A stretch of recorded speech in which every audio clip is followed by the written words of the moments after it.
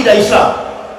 Kami bersyukur adanya pemerintahan ini. Kami baru tahu ternyata bukan cuma dua golongan manusia hidup, bukan cuma kafir dan mukmin, tetapi di dalam Islam ini banyak juga golongan-golongan munafik.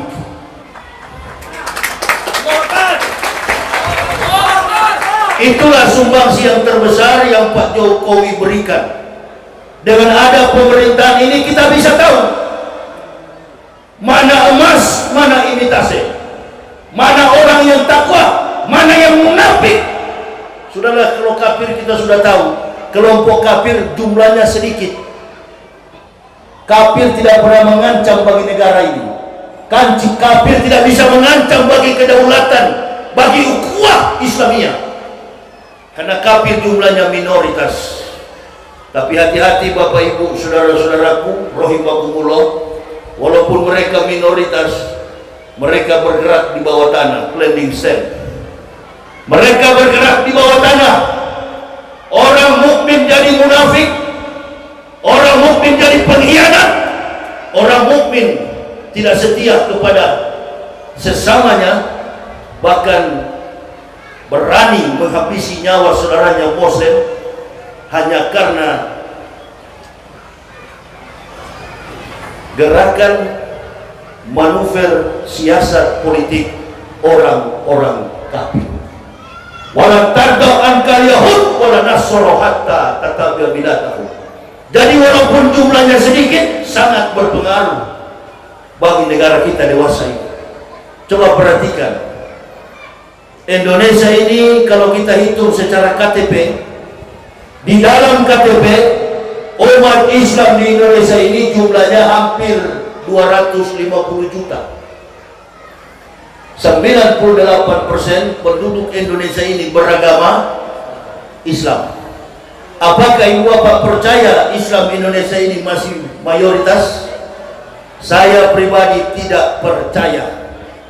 Karena umat Islam Indonesia ini sudah terkotak-kotak, sudah terpecah-pecah. Umat Islam Indonesia sudah tidak lagi bersatu dalam ukhuwah Islamiyah.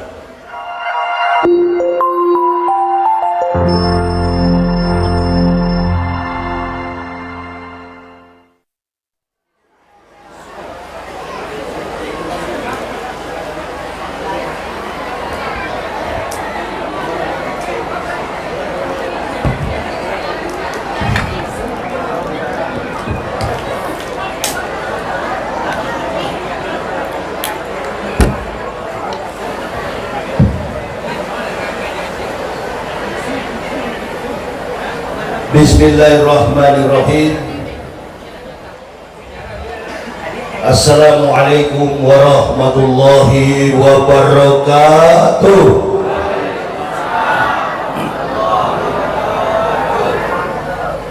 Alhamdulillah,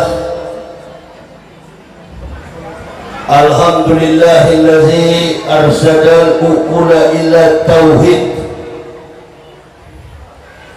وهذا وأوضح أدلة وحدانيات وجوهها وأبطل ببراهين الحق شبه الباطل. أشهد أن لا إله إلا الله الملك الحق المبين وأشهد أن سيدنا محمدا عبده ورسوله الذي بقول الرضوان آمين wa ala alihi wa sahbihi wa mawalah, amma ba'd. Faya ibadallah ittaqullah haqqa tuqatih wa la tamutunna illa wa antum muslimun. Wa qala Allah ta'ala fil kitabil azizil karim, a'udzu billahi minasy syaithanir rajim, bismillahirrahmanirrahim. Wa inna rabbaka lazufaddin ala nasi walakina aksarahum la yashkurun. Inna khalaqnal insana min nutfatin amshaj nabtalihi faja'alnahu sami'an basira. Inna hadainahu sabila imma syakira wa imma kafur. Aina atatna lil kafirina salasila wa aklala wa sa'ira. Wa qala Nabi sallallahu alaihi wasallam, hubud dunia rasukuli hotiat. Ibu bapak saudara-saudara rahimakumullah yang kami hormati, musyawarah pimpinan kecamatan. Dalam hal ini yang kami maksudkan adalah kepala desa dari 2 desa yang hadir pada malam ini di Desa Kuntuk, Nagari Kuntuk, Kabupaten Kampar, Provinsi Riau. Yang kami muliakan para alim, para ulama, tokoh-tokoh masyarakat cerdik pandai, dan yang kami cintai, kami banggakan. Ma'asyiral muslimin wal muslimah rahimakumullah, dan berhadir bersama saudara-saudara kita Brigadir 08 sebagai fasilitator, mediator dakwah kami selama ada di kota Pekanbaru dan sekitarnya. Puja dan puji syukur kita panjatkan kehadiran Allah Subhanahu wa taala atas limpahan nikmat dan berkahnya. Ibu bapak saudara-saudaraku dan saya jauh di seberang sana, saya dari kota Jakarta berangkat menuju ke kota Makassar pada tanggal 14 Mei. 1 bulan lamanya saya berada di kota Makassar dan sekitarnya, Provinsi Sulawesi Selatan, dalam menghadiri undangan halal bihalal. Tanggal 15 Juni saya kembali dari kota Makassar, dari Sulawesi Selatan, dan melanjutkan perjalanan dakwah di kota Surabaya, Jawa Timur. 1 minggu lamanya saya berada di kota Surabaya dalam rangka tabligh akbar, dan kemudian melanjutkan perjalanan ke Jakarta. Dari Jakarta saya lanjutkan perjalanan menuju ke Riau. Man salaka tariqan ilal ilmi sallallahu bihi tariqan ilal jannati. Barang siapa meregangkan langkah kakinya menuju majelis ilmu, maka Allah Subhanahu wa taala akan membangunkan jalan baginya menuju surga. Nilai kehidupan, eksistensi iman dan takwa kita yang kita hadirkan di dalam kehidupan ini tidak ada lain yang tidak bukan kecuali mencari pahala ketika kita dipanggil ke rahmatullah. Setiap orang beriman mempunyai tanggung jawab untuk mendakwahkan Islam, baik dalam bentuk dakwah yang dilakukan secara tabligh akbar, dilakukan secara berjamaah, ataupun setiap kelebihan yang Allah lebihkan kepada kita dengan harta kita, dengan pikiran kita, dengan kemampuan intelijensi yang Allah berikan, itu yang kita lakukan demi memenuhi hasrat dakwah Islamnya. Itulah yang kami lakukan selama kurang lebih dari 6 tahun 2006 sampai tahun 2022. Kami tidak pernah berhenti mendakwahkan Islam.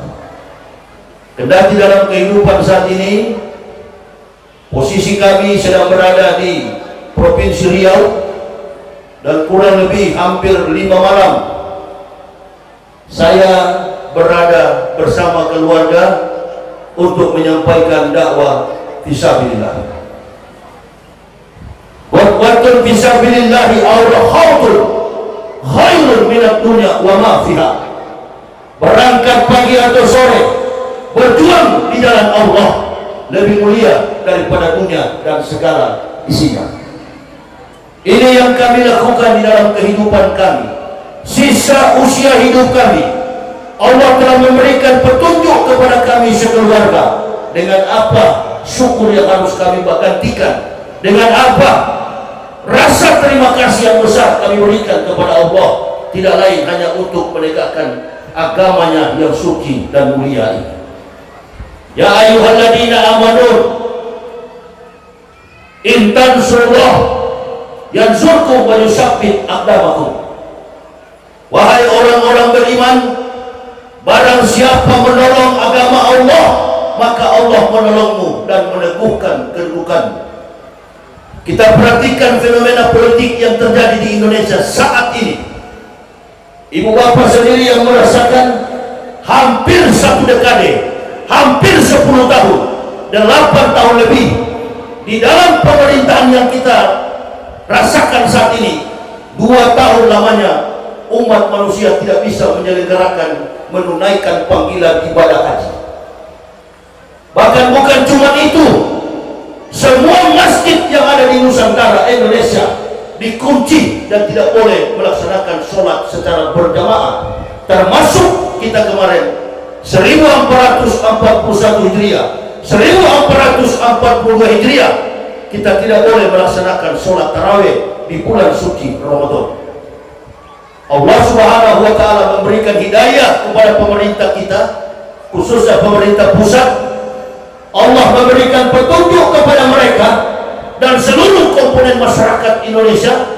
1443 Hijriah, masjid dibuka oleh Allah dan kita bisa melaksanakan fi syahri Ramadan.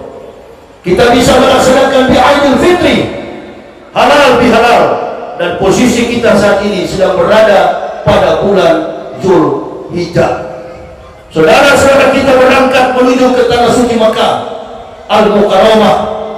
Kita berdoa bersama, ya Allah ya Rabbi, agar perjalanan ibadah kaum mukmin yang ada di belahan dunia ini, khususnya kaum mukmin dari Indonesia, mereka kembali ke tanah air, mereka kembali ke negara mereka masing-masing, mereka mendapatkan hadiah dari Allah sebagai haji yang mabrur. Amin ya Allah ya Rabbal.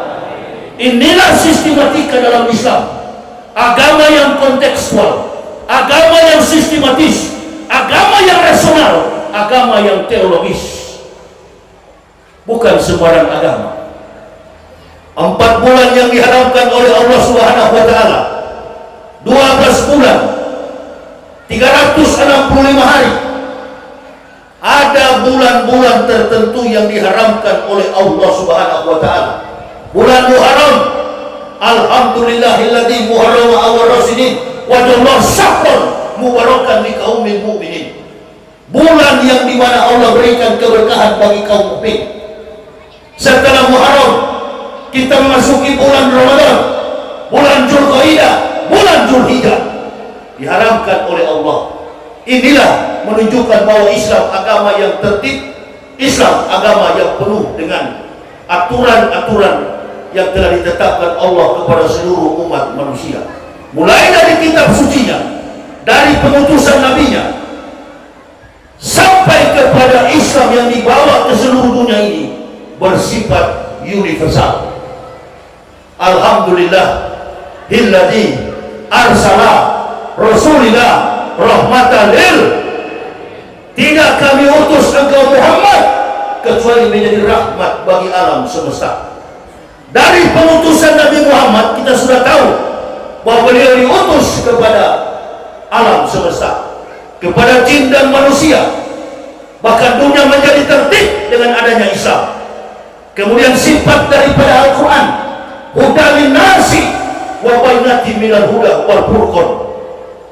Dan yang ketiga, Islam telah tersebar di seluruh dunia, dan kita sudah tahu, dunia pun bahkan tahu bahwa tidak ada negara yang berpenduduk Muslim terbesar di dunia kecuali Indonesia. Mulai dari pemimpinnya sampai kepala desanya mayoritas beragama Islam. Tapi mohon maaf, 2 periode di era kepemimpinan rezim yang ada saat ini, saya selalu berterima kasih dari Makassar, Surabaya, Jawa, sampai ke Riau, dari ujung timur sampai ujung barat. Saya berterima kasih. Terima kasih Pak Jokowi, sumbangsi Anda terlalu besar bagi negara ini. Kami berterima kasih. Dengan adanya Bapak jadi presiden, kami baru tahu mana emas, mana imitasi. Kalau soal kinerja, etos kerja Pak Jokowi dan seluruh jajaran kabinetnya belum menunjukkan hasil yang memuaskan bagi masyarakat, Justru yang ada hanya kegaduhan dan perpecahan. Amin ya Rabbal. Tapi dalam persoalan terkait dengan akidah Islam, kami bersyukur adanya pemerintahan ini. Kami baru tahu ternyata bukan cuma dua golongan manusia hidup, bukan cuma kafir dan mukmin, tetapi di dalam Islam ini banyak juga golongan-golongan munafik.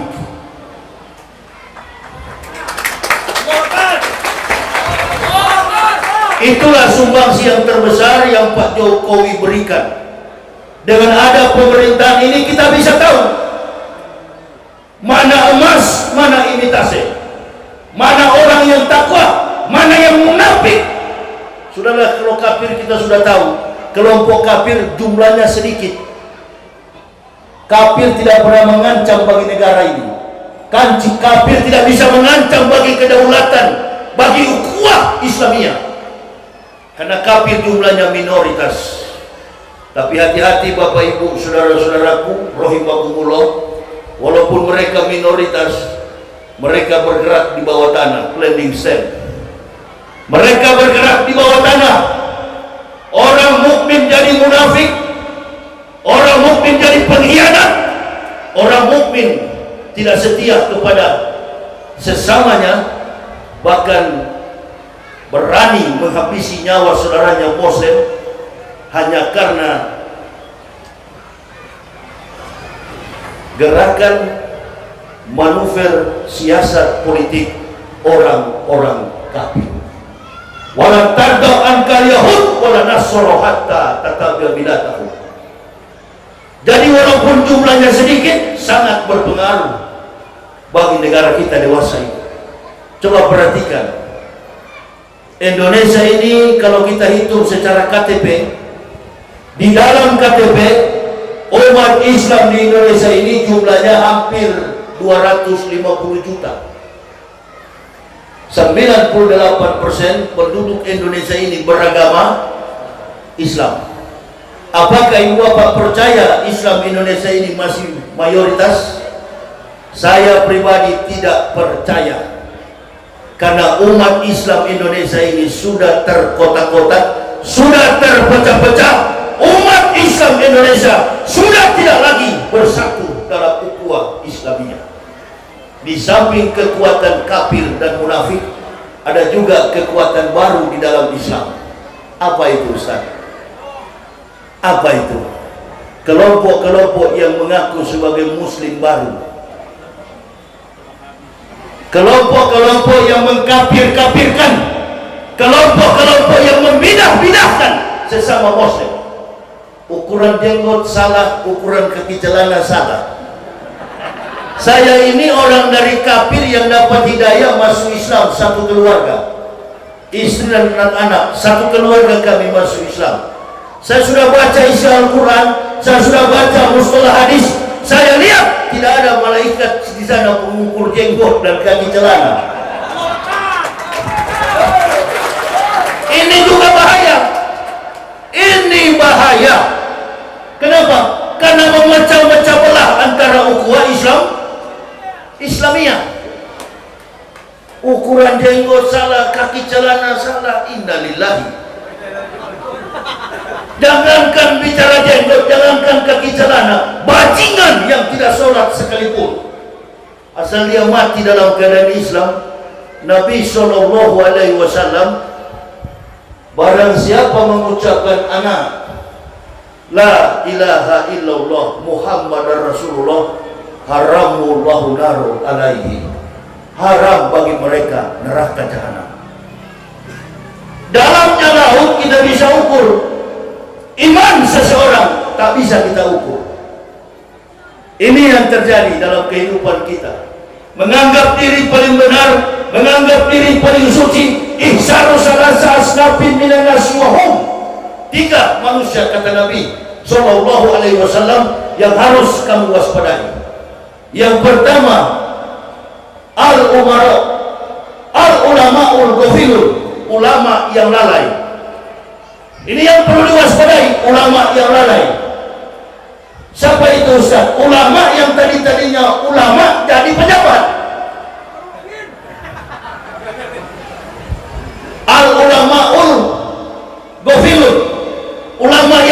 tidak lagi berdakwah, tidak lagi memberikan keimanan kepada umat, terjun ke dunia politik, berteman dengan maling, pasti jadi maling, berteman dengan pembohong, pasti jadi pembohong, berteman dengan orang yang merampok, pasti jadi perampok. Makanya jangan heran waktu ditanya tentang uang haji yang berapa tahun lalu, komentator TV tanya, Pak, kemana tuh uang haji? Oh, saya dengar dilola. Di apa, Pak? Lagi dilola. Maksud beliau lagi dikelola. Dilola oleh siapa? Dilola oleh pemerintah. Kemarin juga mau berangkat haji 5,1 triliun kurang. Ini siapa yang bermain kira-kira? Ini umat Islam semakin hari diombang-ambingkan, dan permainan ini adalah permainan orang-orang kafir. Walan tardo ankal yahud walan nasara hatta tattabi'a millatahum. Penjabarannya, eksistensi daripada gerakan mereka itu sangat sistematis, bersifat secara kontekstual dalam kehidupan keragaman manusia di dunia, khususnya Indonesia. Ini ibu bapak yang perlu kita simak. Makanya tadi saya waktu makan di rumah sana ditanya, Ustaz, siapa kira-kira yang jadi presiden? Saya pribadi sampai hari ini saya susah manusia untuk berubah. Dulu saya mati-matian mendukung Prabowo untuk jadi presiden. Prabowo menang Prabowo, insya Allah Prabowo menang. Tapi yang dilantik dari presiden Jokowi. Allah Akbar. Prabowo menang, tapi yang dilantik Jokowi. Kenapa Ustaz Jokowi dilantik? Wallahu a'lam bishawab. Itu semua adalah kehendak dari Allah. Nah, sekarang siapa kira-kira jadi presiden? Ditanya saya tadi waktu mau makan, saya tetap pilih Prabowo sebagai presiden to the next time, untuk waktu yang ke depan. Kenapa tidak pilih Anies Baswedan, Ustaz? Anies Baswedan lebih jago dari Prabowo. Anies Baswedan lebih hebat dari Prabowo. Jangankan Indonesia, Amerika, Anies bisa jadi presiden Amerika. Allah Akbar. Anies bisa jadi presiden Amerika. Siapa yang mau pilih Anies? Siapa yang mau pilih Anies? Saya pilih Prabowo. Kalau saya pilih Prabowo, Anda pilih Anies, suara kita pecah, bajingan jadi presiden lagi. Allahu Akbar. Jangan seperti keledai jatuh ke lubang yang sama. Lemahnya umat Islam ini mudah sekali. Kita belajar dari cara makan kita. Kita makan itu jangan langsung telan, kunyah dulu. Pilih Prabowo, pilih Anies, dua-dua berkelahi, dikasih berkelahi. Inilah maunya siasat orang-orang munafik dan kafir. Disuruh maju dua-dua jadi presiden berhadapan. Di saat mereka berhadapan, suara kaum mukmin terpecah. Dia masuk ke tengah, bajingan lagi jadi presiden. Siapa yang salahkan Pak Jokowi? Pak Jokowi nggak ada salah, nggak ada salah. Pak Maruf nggak ada salah, karena yang tahu dosa mereka ini adalah Allah Subhanahu Wa Taala, yang lebih tahu dari kita. Tapi bajingan-bajingan yang di sekeliling Jokowi dan Maruf Amin ini yang membuat kita sengsara. Bahkan ada pengeluhan seorang petani tadi di rumahnya Pak Kepala Desa. Harga sawit katanya masih lebih mahal harga pucuk ubi, pucuk singkong. Itu. Bayangkan kalau masyarakat sudah begini. Dakwah itu menuding, dakwah itu menjawab, solution for your life, jalan keluar dalam hidup umat manusia. Itu dakwah. Jadi kalau dakwah tidak memberikan jawaban dalam hidup, bukan dakwah, lawak.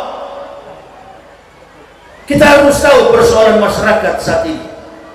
Ihsarus salasa asnafin minanasi wahum. Waspadalah kalian dengan 3 golongan manusia di antara kamu. Yang pertama ulamaul ghafilun, ulama yang lalai. Yang kedua, wal fuqaraul mudaimun, orang miskin yang sombong. Kok miskin sombong, Ustaz? Bagaimana? Miskin yang sombong itu hidup sudah susah, sudah melarat, tidak mau beribadah, tidak mau sholat, tidak mau berpuasa, tidak mau melaksanakan perintah-perintah Allah, justru sebaliknya melakukan kemaksiatan. Itu namanya miskin yang sombong. Miskin dalam artian bukan hartanya. Banyak orang Islam yang miskin tapi sombong, hartanya banyak tapi habis hura-hura. Dia tidak membantu bagaimana Islam ke depan. Dia tidak peduli agama ini.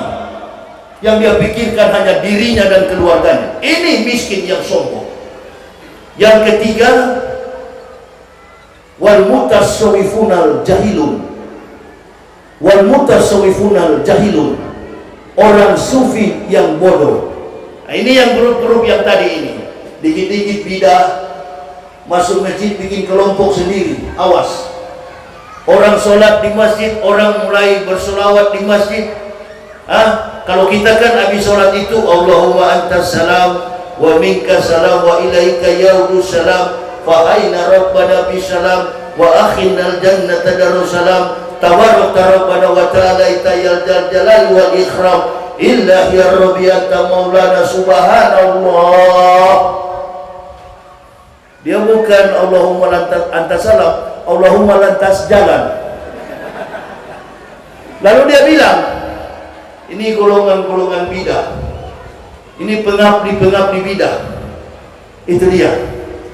Padahal kita bersolawat kepada Nabi, kita berzikir kepada Allah.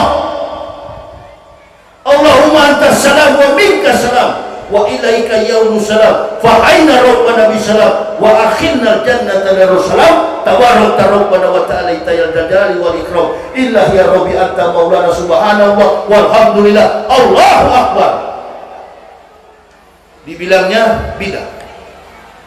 Ini kelompok yang paling halus, yang menghancurkan Islam dari dalam.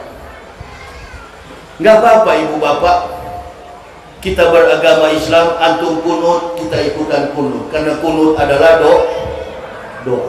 Antum tidak kunut juga, tidak apa-apa, kita ikuti. Muhammadiyah, NU dari dulu bersatu. Muhammadiyah tidak melaksanakan yang seperti kita, tabligh akbar, hari besar Islam, tapi Muhammadiyah tidak pernah membombardir, tidak pernah menjustis, mendiskreditkan umat NU, Nahdiyin. Semuanya bersatu. Tapi datang nih kelompok-kelompok Wahabi ini, Masya Allah, jidatnya sampai memang sampai hitam seperti botol begini. Nggak tahu dia tanduk dari mana itu. Ini bahaya ini. Tanda-tanda orang sholat itu bukan dia tanduk di aspal, sobat. Bukan, kawan. Semakin kita sembunyi ibadah kita, semakin makhluk tidak tahu kita beribadah. Insya Allah, wallahu bikulli syai'in alim. Sesungguhnya Allah Maha mengetahui segala sesuatu. Yastaquna minan nasi wa la yastaquna minallah. Ini kita kan kebanyakan riya. Mau orang tahu ibadah kita. Saya jadi malu kadang-kala begitu. Saya pernah baru masuk Islam pertama kali, mau pingin ke masjid. Belum tahu saya bagaimana etika ke masjid. Saya baru gitu mau masuk, saya bilang sama ketua MUI, Kiai Haji Yusuf Yamani, di Toli-Toli, Sulawesi Tengah. Kiai, saya mau ke masjid. Tunggu dulu Pak Yahya. Kenapa? Saya kan sudah bersyahadat Pak. Iya betul, tapi Pak Yahya belum sunat.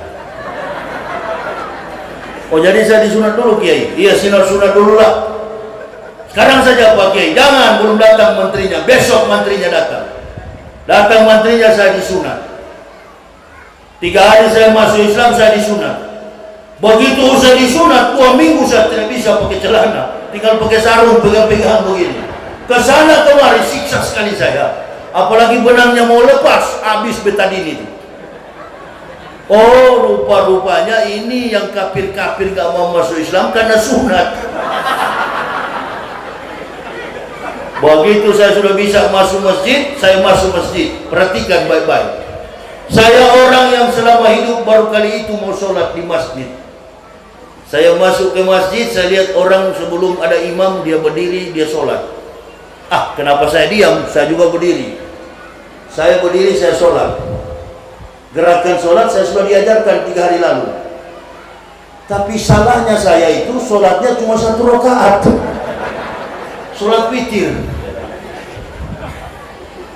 Padahal witir ini kan di bulan Ramadan nanti, setelah sholat tarawih. Saya masuk Islam 11 Oktober 2006. Jadi satu rakaat saya berdiri langsung salam. Wah, salamnya pun tidak tahu, melintang-melintang. Karena baru dihafal tuh ayat-ayat. Datang salah seorang di samping saya, boleh tanya Pak, sholat apa tadi?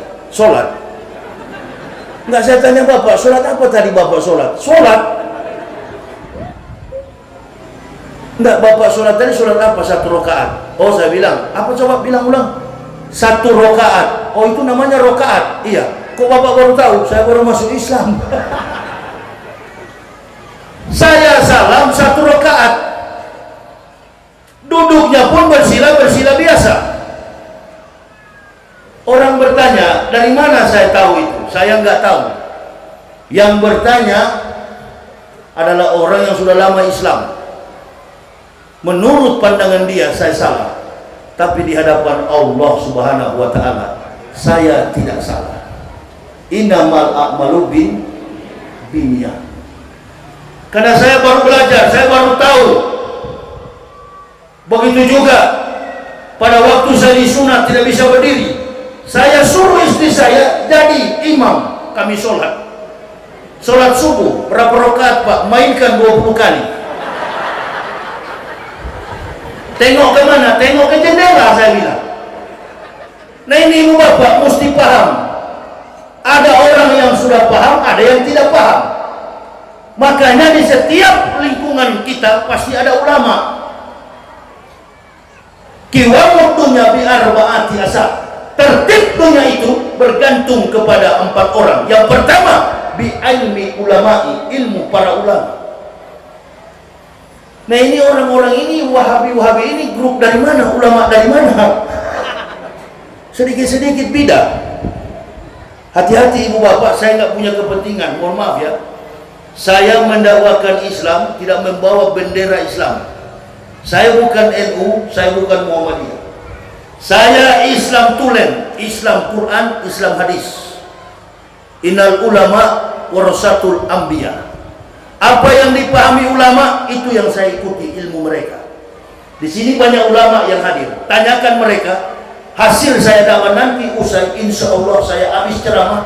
Tanyakan, ilmu Yahya Waloni itu ilmu ulama atau ilmu dia sendiri? Jangan antum melangkah melampaui kepala ulama. Ustadz Somad yang begitu kaliber berangkat sampai ke Mesir, ilmu yang beliau sampaikan adalah ilmu tua, ilmu para ulama. Nggak ada Ustadz Somad bikin masjid, bikin grup untuk mengacaukan ukhuwah Islamiyah. Sekarang inilah kita perlu bersatu. Kita bersatu karena kita babak belur dihantam habis-habisan. Berjuang kita, 8 tahun kita menderita. Saling curiga. Coba ibu bapak keluar di Jakarta sana, keluar ke Pulau Jawa, yang dulu-dulunya kita bersahabat, masjid-masjid itu sudah terpecah. Ulama-ulama yang pergi berdakwah ditolak, asal tidak mendukung rezim. Jokowi sendiri yang berdiri di depan televisi.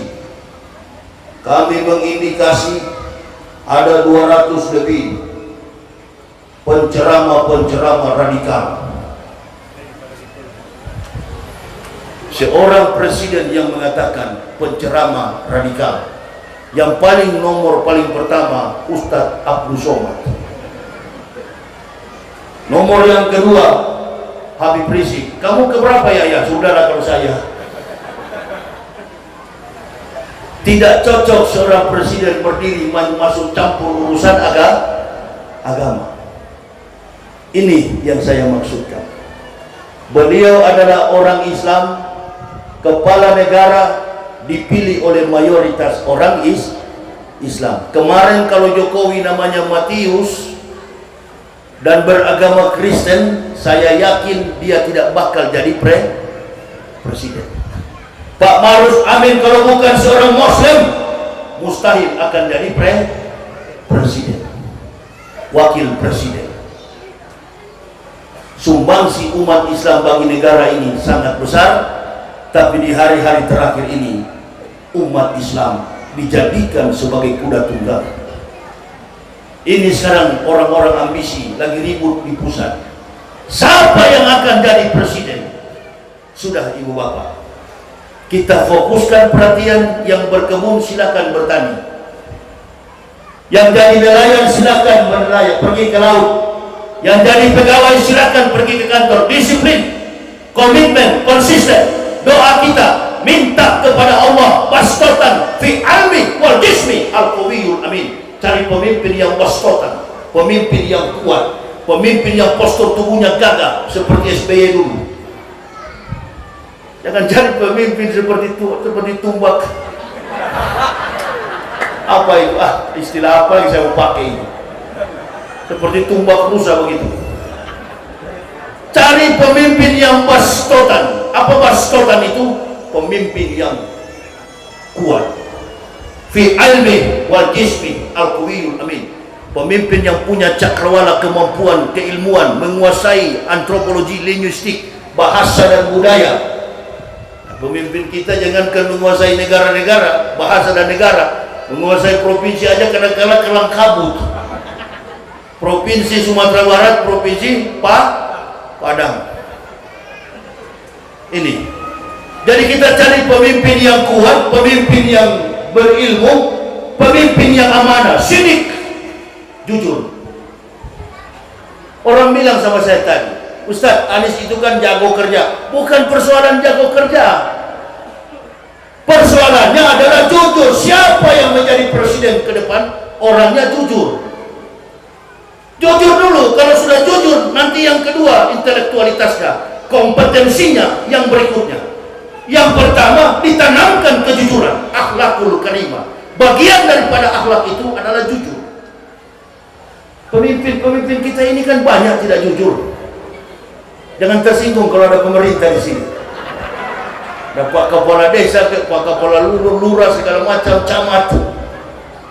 Jujur yang paling utama. Jujur kepada siapa? Jujur kepada diri sendiri, barulah jujur kepada masyarakat. Supaya nilai keislaman itu benar-benar nyata dalam kehidupan kita.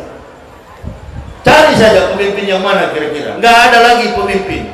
Satu persatu kita lihat di televisi, berangkat satu persatu kembali ke rahmatullah. Sudah meninggal. Satu kemarin baru dikuburkan. Seorang menteri meninggal dunia. Beberapa bulan yang lalu seorang buya, kiai. Nah itu kita mengucapkan bela sungkawa kepada Kiai Haji Sapiri Ma'arif. Itu adalah ulama kita. Meninggal dunia. Semua pasti akan kembali ke rahmatullah. Wa ma kana li nafsin an tamuta illa bi idznillah, kitabun muajjalah. Wa ma yuri sawabad dunya nu'tihi minha wa ma yuri sawabal akhirati nu'tihi minha wa jannasis syakirin. Tidak ada yang bernyawa di dunia ini akan mati kecuali dengan izin Allah. Barang siapa menghendaki pahala dunia, kata Allah, nu'ti minha, niscaya kami berikan. Barang siapa menghendaki pahala akhirat, nu'ti minha, niscaya kami berikan. Dan kami balaskan kepada orang-orang yang bersyukur. Bangsa ini memang betul-betul tidak tahu bersyukur.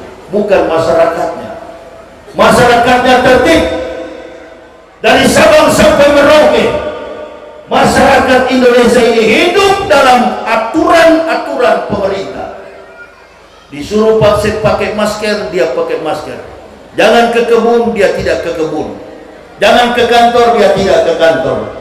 Jangan keluar rumah, dia tidak keluar rumah. Jangan beraktivitas, dia diam di rumah. Yang bikin kacau negara kita ini bukan masyarakat. Yang suka bikin kacau negara kita adalah pemerintah pusat. Sebelum Ramadan, Menteri Agama melempar statement,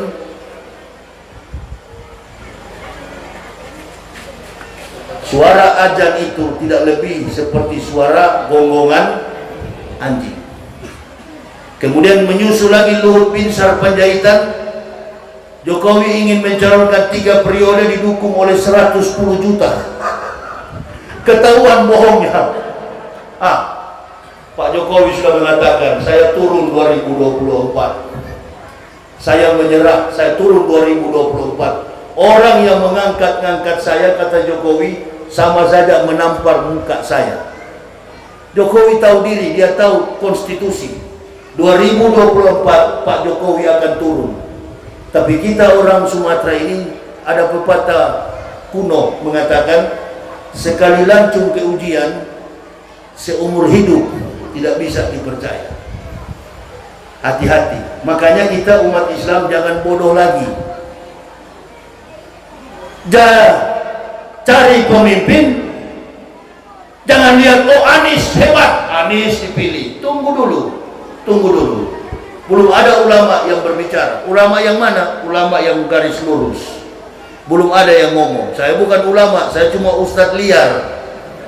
Makanya nggak ada manajemen. Tunggu dulu. Kalau ulama sudah ngomong, baru ibu bapak boleh pilih siapa yang dipilih. Ulama yang mana? Pak Maruf Amin. Innalillahi. Beliau di hadis yang pertama tadi, al ulamaul ghafilun istatun yakuluna naro bisitatin. Ada 6 golongan yang masuk neraka karena 6 perkara. Yang pertama, al umara'u bil jumuri, penguasa pemerintah yang sewenang-wenang. Kesewenang-wenangan pemerintah inilah masyarakat Indonesia ini tenang, dia tidak ribut. Sumatera Barat sering ceramah tabligh akbar di Sumatera Barat. 99,9% Jokowi kalah di Sumatera Barat. Begitu ditetapkan pemerintah jangan keluar rumah, tertib mengikuti aturan COVID-19, orang Sumatera Barat walaupun Jokowi kalah, mereka tertib mengikuti aturan pemerintah. Ini masyarakatnya baik. Masyarakatnya baik, tapi pemerintahnya yang tidak baik. Ustadz ditangkap, mubalik ditangkap, habaib ditangkap. Saya sendiri baru bebas dari penjara, ditangkap. Dan memang begitu, seorang pendakwa itu, pembawa risalah Allah itu hanya 2, kalau enggak penjara mati. Itu bagi pendakwa yang betul-betul berdakwah, bukan pendakwa yang membawa misi organisasi Islam. Kami tidak. Saya mensyukuri nikmat Allah. Allah berikan saya hidayah. Ya Allah, Engkau telah berikan saya harta yang tidak ternilai. Islam, agamaku, akan saya perjuangkan sampai titik darah penghabisan. Akan saya pertaruhkan hidup dan matiku hanya untuk berdakwah di jalan Allah. Allahu Akbar. Gak ada yang lebih berharga dalam hidup ini kecuali menegakkan Islam. Di dalam penjara, keluar penjara sekalipun, kami tetap sama kegiatannya. Di penjara kami berdakwah, di penjara kami jadi imam, di penjara pun kami jadi khotib Jumat, melaksanakan hari-hari besar Islam. Mabes Polri penjaranya tidak punya masjid. Masuknya Habibana Muhammad Rizik Syihab, berdiri 2 masjid Rohul Jadid. Maka saya cerita sama Habib Busar, saya bilang, Bib, saya satu penjara dengan Habibana Muhammad Rizik Syihab, berdiri 2 masjid. Mabes tidak pernah mendirikan masjid. Orang Islam mau sholat, tidak mau sholat, masa bodoh. Adanya Front Pembela Islam, masjid itu berdiri. Bahkan polisi-polisi pun sholat di situ. Kami gabung di situ, kami dipenjarakan di situ, kami ditahan di situ. Enggak sepi kami. Kegiatan kami di luar agak luas karena bebas. Di dalam juga kami berdakwah. Di dalam juga orang kafir bisa masuk Islam. dan kami menyampaikan Islam ini agama yang benar. Agama mana sehebat agama Islam ini? Ya, 8 tahun saya belajar, 8 tahun saya menyimak setiap kandungan daripada isi Al-Quran. Tabarakalladzi nazzala Al-Quran ala abdi liyakuna lil alamin nazira. Maha suci Allah yang telah menurunkan kitab suci Al-Quran, Al-Furqan, ala abdi, bagi hambanya Nabi kita Muhammad SAW, untuk mengajarkan kepada alam semesta dan memberikan peringatan kepada setiap negeri. Itu fungsi daripada Al-Quran, diutusnya Nabi kita Muhammad SAW. 8 tahun saya pelajari, dari suratul Fatihah sampai Quran surah An-Nas, 114 surat, 30 juz.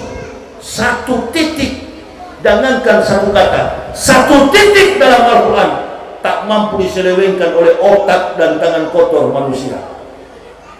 Baru-baru ini sosok murtad lari ke Amerika, berkomentar di Amerika dan mengatakan 300 ayat Al-Quran harus dihapus, harus di skip, harus di delete. Siapa namanya? Tai Pudin. Ini orang kalau murtad dari Islam. Yang paling bahaya itu adalah orang yang murtad dari Islam. Jadi ibu bapak jangan pernah bangga. Hati-hati, hati-hati. Tujuan kita datang dalam tabligh akbar ini tidak ada lain, bagaimana menyempurnakan ketauhidan kita. Prinsip tauhid, bukan hanya beriman tauhid, tapi mempunyai prinsip yang kuat di dalam pertahanan tauhid. Tidak sabar keluar dari Islam. Sekolahnya sekolah di pesantren, dia ingin pakai jas, dia ingin pakai sepatu, dia ingin pakai dasi kupu-kupu, sampai mati di peti mayat pakai dasi kupu-kupu. Saya sudah buang semua itu. Saya sudah buang, jas saya buang, sepatu saya buang. Dulu saya kalau lihat orang Islam pakai sorban begini, saya katakan ini taplak meja, kurang ajar saya dulu. Saya lihat orang Islam pakai gamis, saya katakan ini gorden, kain pintu. Sekarang saya pakai sorban, bukan taplak meja. Allah gantikan, karena orang yang keras menantang Islam, orang yang tidak suka kepada Islam, intelektualitasnya di atas rata-rata, biasanya dekat dengan hidayah. Laqad ansalna ayatin mubainatin wallahu yahdi may yasya'u ila siratim mustaqim. Allah gantikan. Saya buang baju itu, saya buang jas itu, saya buang dasi itu. Sampai sekarang saya pun sudah lupa naik pesawat. Saya nggak bisa lagi naik pesawat. Makanya saya masuk Islam, saya bawa mobil keliling Indonesia. Bayangkan dalam tempo 2 bulan dari Makassar sampai ke Riau. Ada kira-kira ustadz di Indonesia yang begitu? Hah? Teman saya di Surabaya nggak percaya. Ustadz ente di mana sekarang? Sudah sampai di Jakarta. Bukan cuma di Jakarta, saya sudah di Riau. Nggak percaya dia. Naik pesawat Ustadz? Nggak, saya naik mobil. Cuman mobil saya sekarang lagi di bengkel karena mobil saya rusak. Jadi saya pakai rental ke sini. Ah, Mas antum sudah di Riau? Ya, saya sudah di Riau.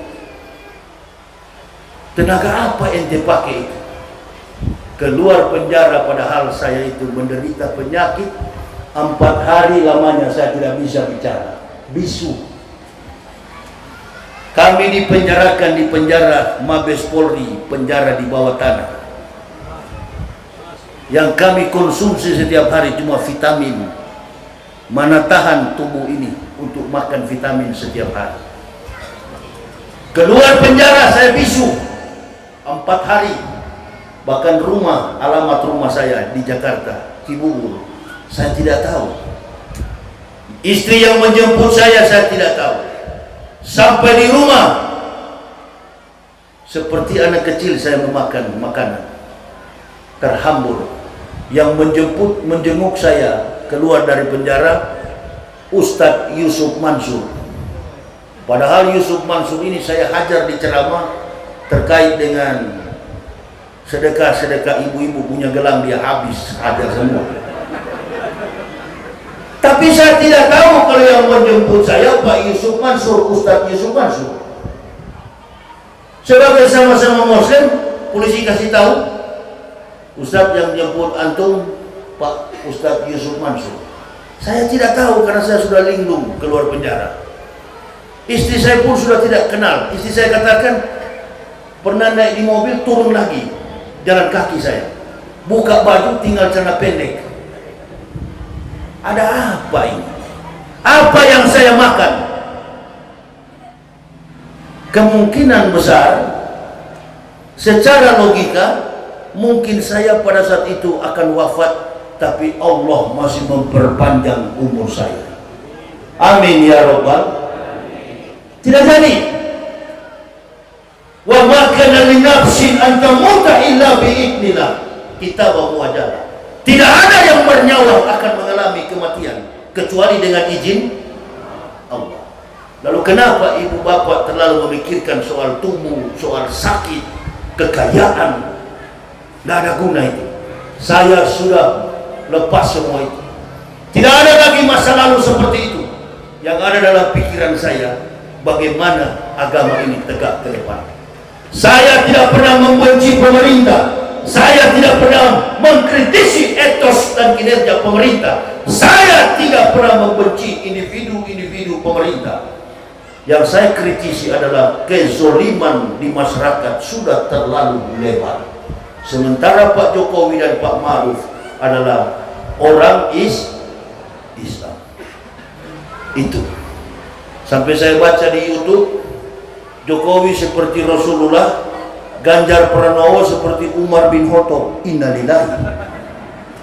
Siapa yang bikin judul begini?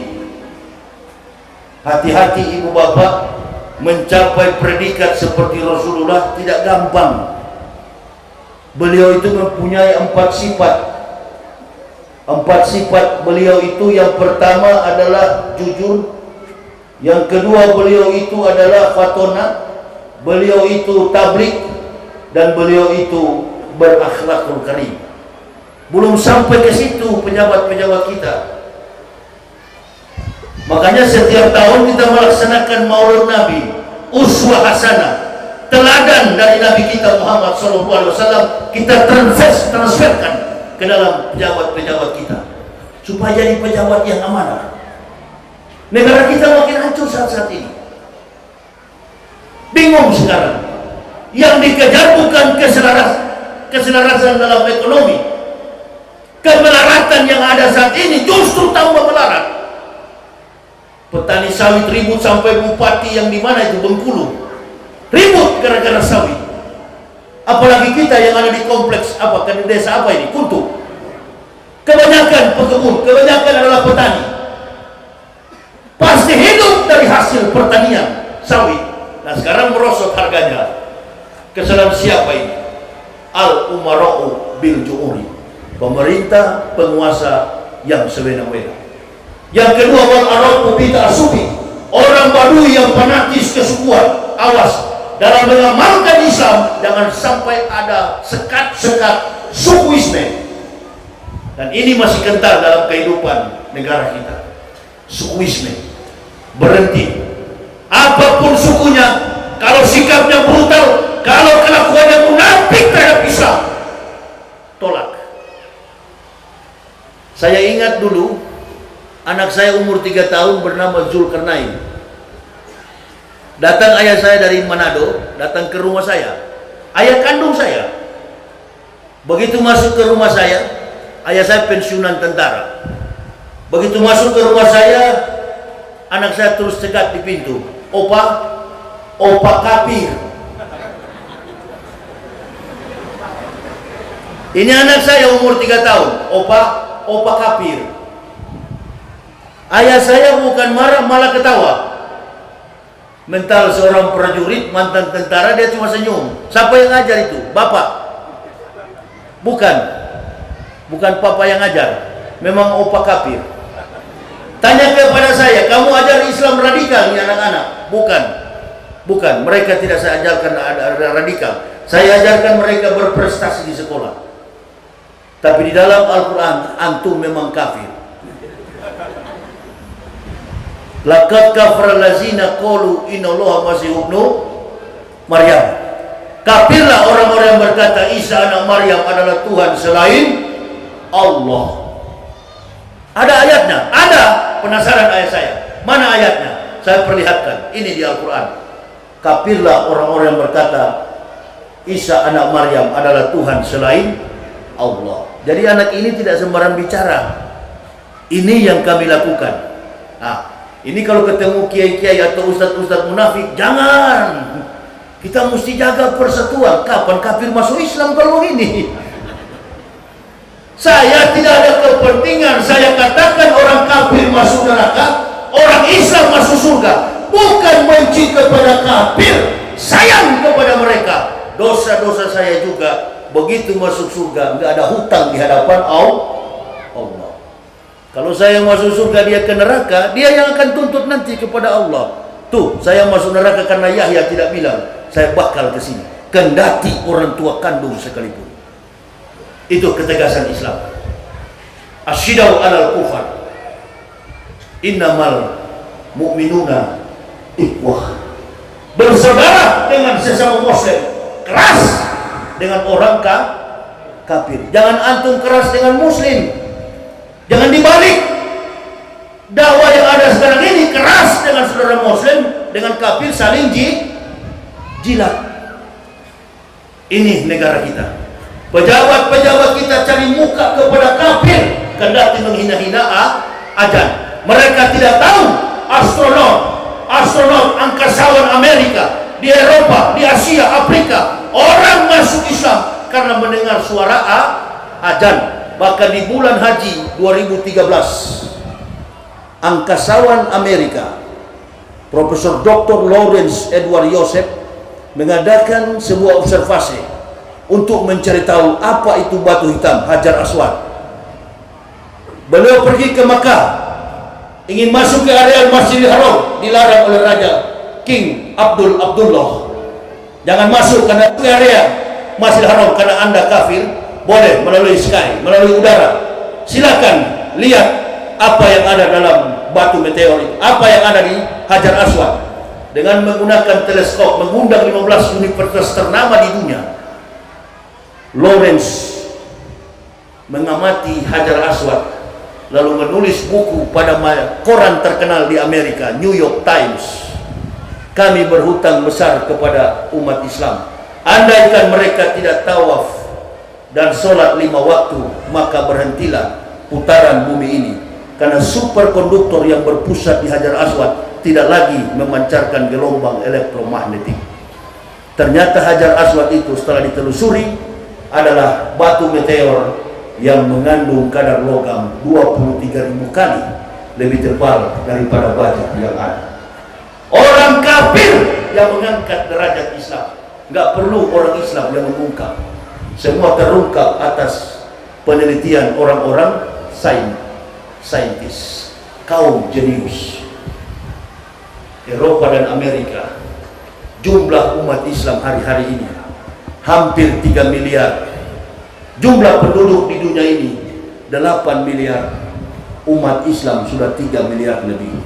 Sedikit waktu lagi, menurut Arnold Toynbee, seorang sejarawan Inggris, George Wilhelm Hegel, dan beberapa sejarawan filsuf dunia,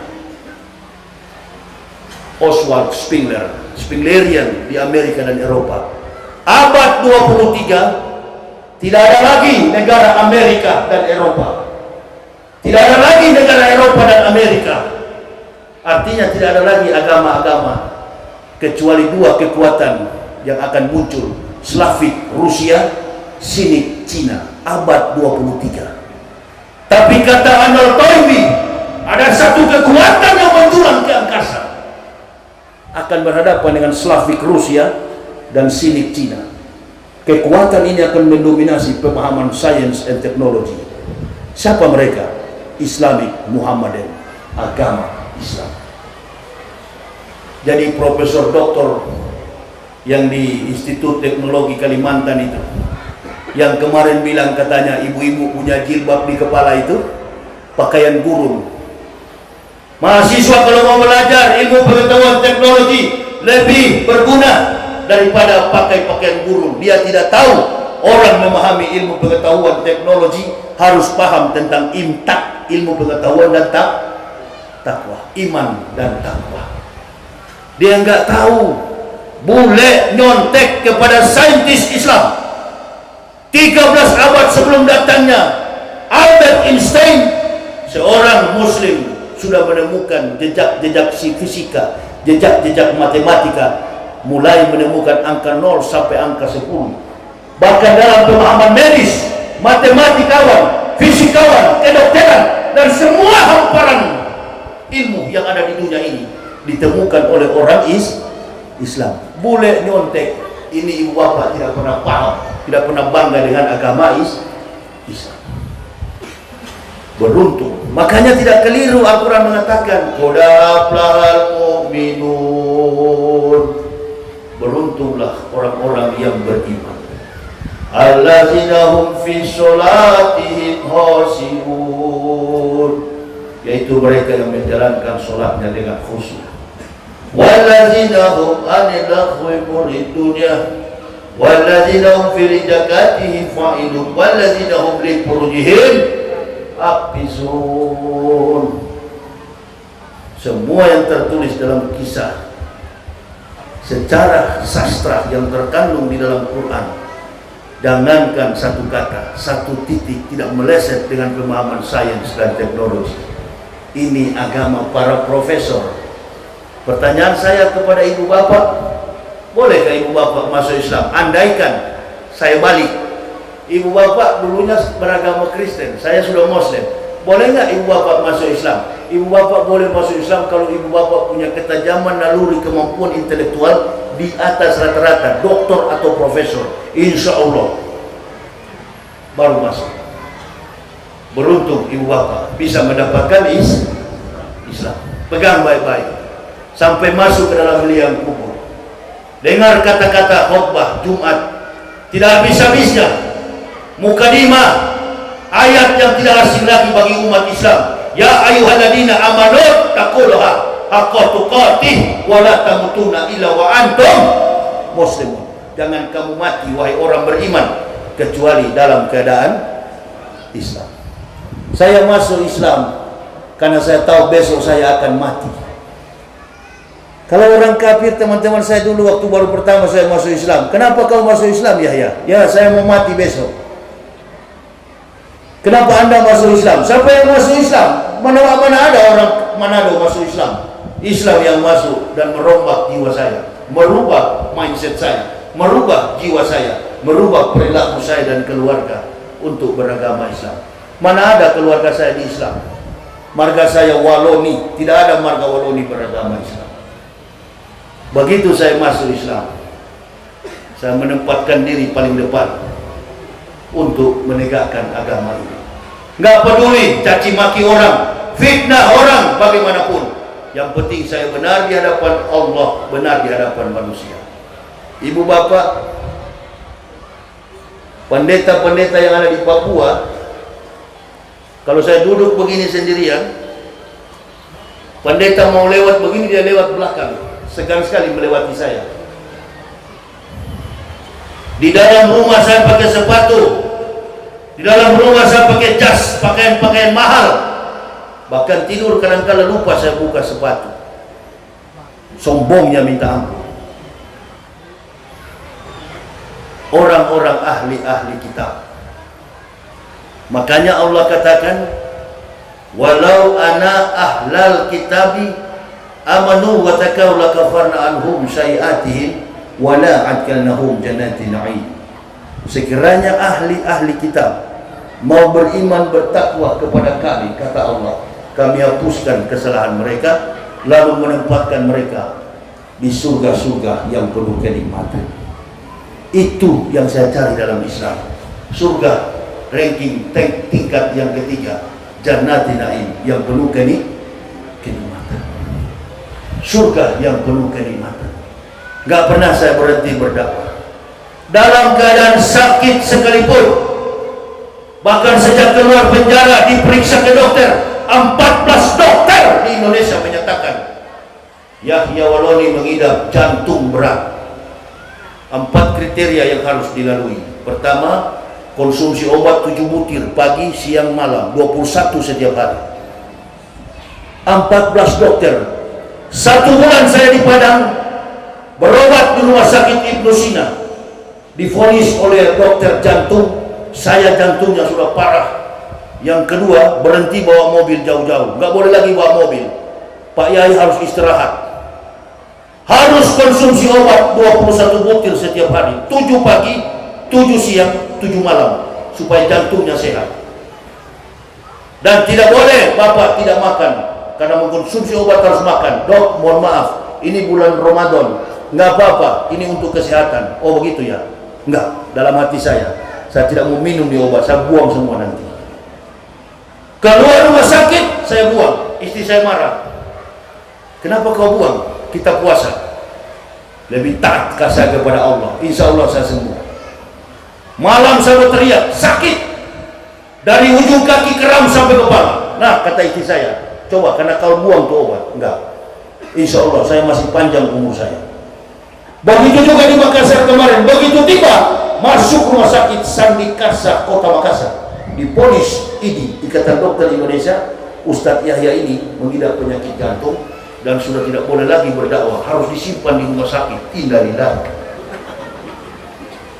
Berangkat saya sampai di Rio hari ini, bukan saya yang kena jantung, mobil saya jantungan.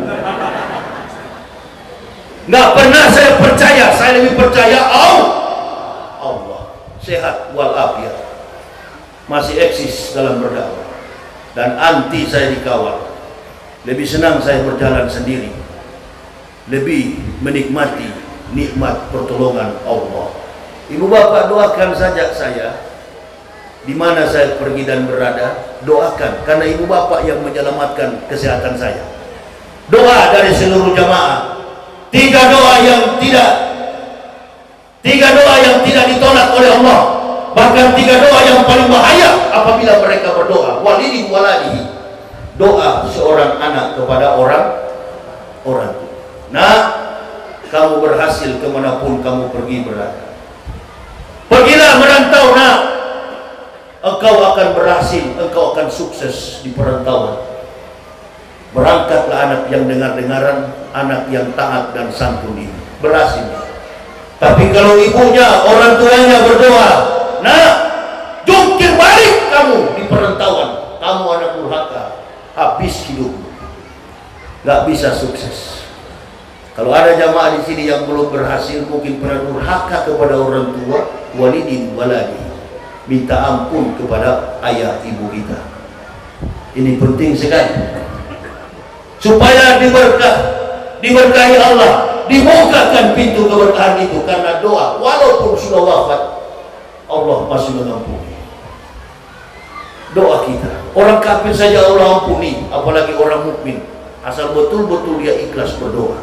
Yang kedua, doa yang paling bahaya, dakwatul musafir, doa para musafir.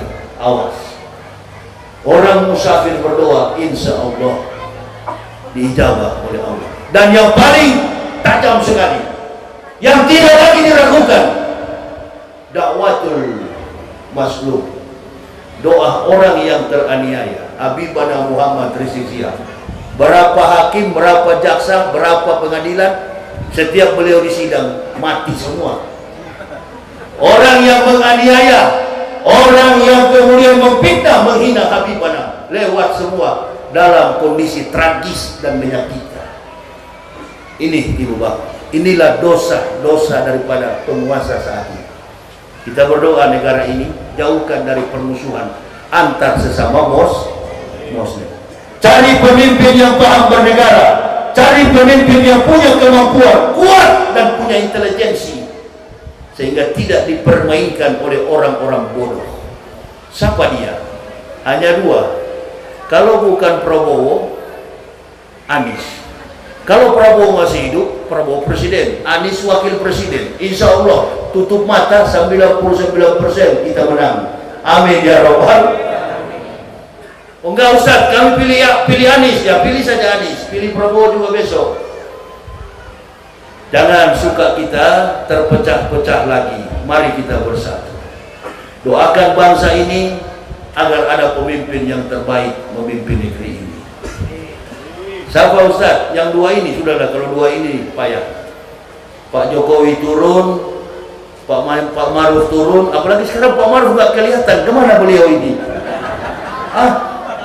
Nggak ada ya? Di televisi nggak ada, di YouTube tidak ada. Kemana beliau ini? Nggak tahu kemana ya? Mungkin Habib tahu nih. Kemana Pak Maruf sekarang? Ini dia. Hati-hati ibu bapak, umur saja habis, apalagi jabatan. Ingat baik-baik. Tidak ada yang paling mulia pekerjaan kita di dunia ini kecuali kita mendakwahkan kebenaran. Bukan benci kepada mereka, sekali lagi sayang kepada mereka. Pak Jokowi, Pak Maruf, kezoliman negara ini sudah terlalu lebar. Tolong bantu sisa pemerintahan yang ada, bijak dan adillah kepada kaum mayoritas. Karena yang menolong negara ini, keberkahan bagi negara ini adalah kelompok mayoritas. Umat Islam, potensial bagi kemajuan negara dan bangsa. Ibu bapak, saya kira begitu. Insya Allah besok malam kita jumpa lagi di Masjid Lipat Kain. Kita akan jumpa lagi tabligh akbar besok malam di Masjid Lipat Kain. Saya bisa menyampaikan ini. Subuh nanti ada kajian subuh di Masjid Al-Huda.